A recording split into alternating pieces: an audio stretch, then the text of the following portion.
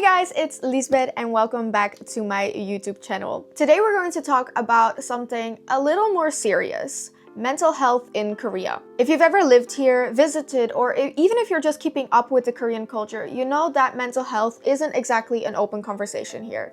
And for foreigners, it can be even harder to navigate. So I want to share my experience and what helped me cope in this video. First off, let's talk about the elephant in the room, the stigma around mental health. In Korea, mental health is still very much seen as something that you should just stuff out. Therapy is not common and medication is kind of a taboo. If you tell someone you're struggling, most of the time you will hear, oh, just try harder or be more positive, which we all know it's obviously not that simple. The Korean culture is built on resilience and hard work, which is very admirable, but can also be exhausting. The expectations in workplaces, school, and among friends often push people to suppress their struggles rather than to face them. This is why Korea has some of the highest work stress levels in the world, and unfortunately also high suicide and burnt out rates. But things are slowly changing, and more young people are starting to open up about these issues. For me, moving here was an amazing experience, but also really tough. I've always struggled with a panic disorder and anxiety,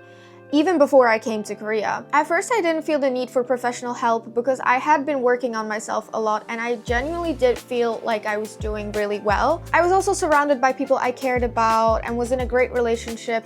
But after the breakup, everything came rushing back. Issues I thought that I had worked through, they just appeared to not have been fully out of my system, and I really needed help again. Living in a foreign country adds another layer of stress. The language barrier, cultural differences, and a lack of a strong support system. It made things overwhelming at times. I found myself, and especially recently, questioning if I belong here, whether I was strong enough to handle things on my own, and honestly that was kind of scary because for the longest time, I felt like Korea was my home and nothing could really go wrong here. And suddenly it felt like I kind of lost all my footing. I felt super alone and I wasn't dealing with things the way I used to. So that brings us to the next part in this video. How to find help as a foreigner. The good news is there are resources, but they're not always easy to find and sometimes quite expensive. So let me save you some time and give you my tips. Let's start with therapists.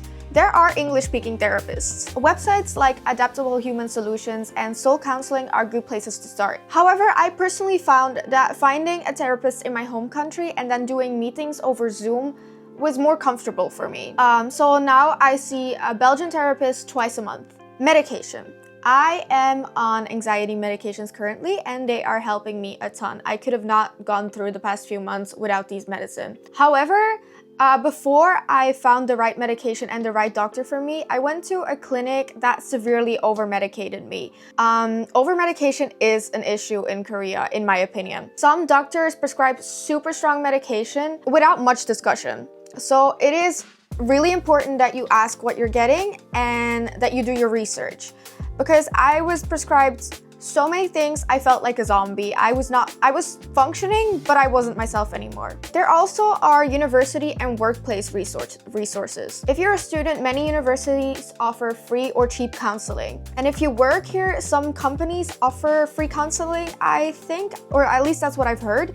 I could be wrong. From what I know, it is available, but not always well advertised, so you should go ask your HR department about it. The past couple of months have been rough for me. I have not been feeling like myself, but I am happy to say that I am finally feeling like I got my spark back. I am enjoying life again. I am doing old hobbies again that I thought I wouldn't pick up again. Like I am dancing again. I'm doing ballet again, something that I didn't think I was ever gonna do again.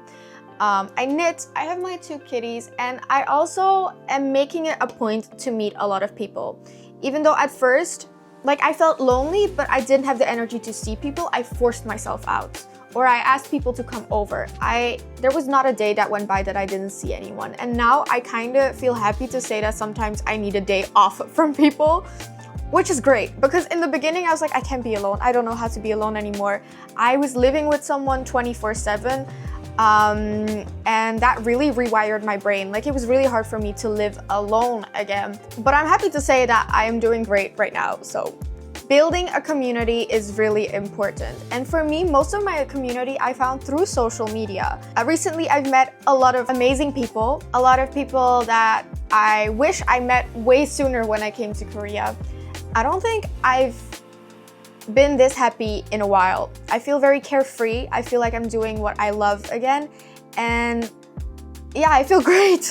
But this wouldn't be possible without my monthly therapy and the medication that I'm taking. I am 100% sure that I would still be in a dark place if it wasn't for me finding the right help. So I think it's very important for me to put out there that there are solutions and there are ways to feel better again. If you're in Korea and you're struggling with mental health, know that you're not alone. It can be isolating, but I promise you there are people that understand and that will be there for you. They are ready to help you. Don't be afraid to reach out to people, whether it's a professional, a friend, or even an online support group. And if no one has told you this yet today, you're doing your best and that's enough. If you found this video helpful, give it a like and subscribe to my channel. I promise I'll do many more fun talking videos, but also vlogs and whatever I can think of. Let me know in the comments what helps you when you're struggling. Let's make this a space where we can openly discuss these things, where we can openly be ourselves. And thanks for watching, and I'll see you again next time. Bye!